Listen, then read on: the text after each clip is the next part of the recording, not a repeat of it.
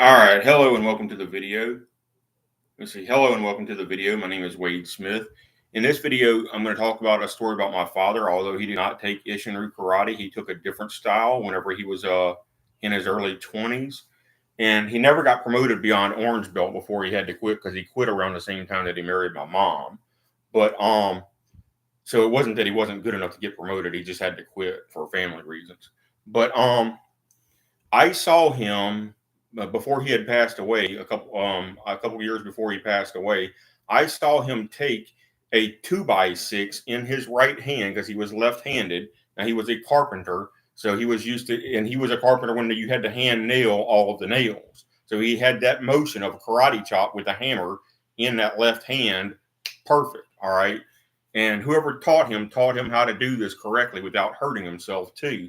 He took a 2x6 and held it in his right hand and karate chopped it with his left hand, and broke the 2x6 clean in half in the grip of his right hand with his own left hand. He didn't have somebody holding it for him. He chopped it out of his right hand and broke it clean in half. Okay. And that was about the year 2000 even, I think. And so I've actually tested whether I can break bricks and stuff like that, and I can. I can break concrete and wood composite boards with a palm heel strike or a hammer fist. And let me show you something. I can break concrete and wood composite boards with a front thrust kick. In fact, let me show you this. This is kind of messy up in here, but this is the bed frame of my bed. It is custom cut oak lumber. All right. And I can literally break that if I want to with a front thrust kick. And that's about 1.5 feet thick right here.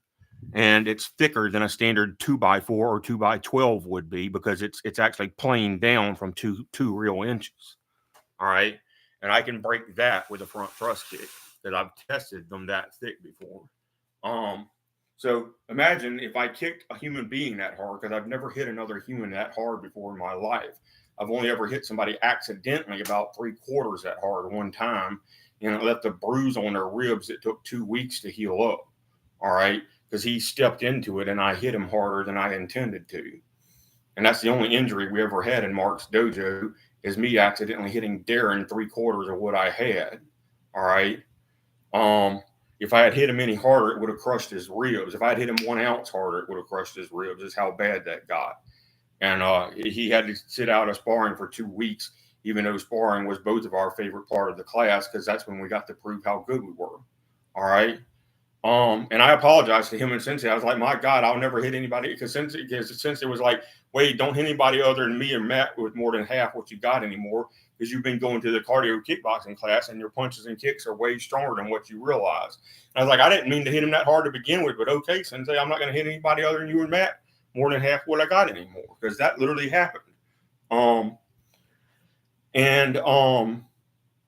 But yeah, I can still break that right there. This is 24 years later. If I wanted to, I could break this thing with 1 kick. So imagine if I hit a human being that hard in my own weight class, which is supposed to be 185, it would damn near break their spine if I hit them in the solar plexus with a full power kick. It might even break their spine, even if I hit them in the solar plexus, or crush their rib cage. So I don't even know if it's safe for me to fight amateur or professional, because if I hit somebody full power, it's going to injure them. It's just point blank going to injure them, especially with my kicks. I've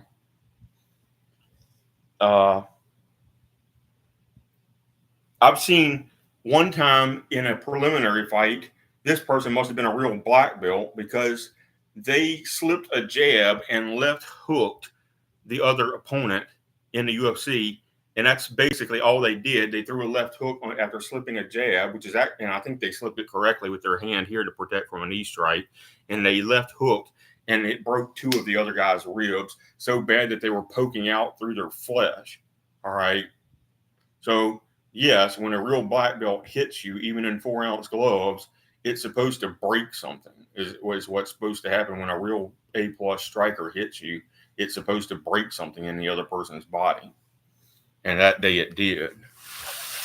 So I'm just letting you know, because there was another guy that claimed to be a a black belt trained by some kung fu master, and he could not break even the thinnest blocks with his hand, or he couldn't even kick them and break them. He thought he was going to break them because he underestimated how hard I was hitting it to break it, and he thought he was going to break those blocks. And we had a retired gunnery sergeant from EOD in the Marine Corps, and he was laughing at him. He was like, I can break real bricks with my hands, and I'm 62 years old, and I can still break them. And you ran your mouth about being a kung fu master, and you can't even break one block, you know. But he was, but so, you know, some people will run their mouth about what they can do and then can't back it up, you know. But I can back it up.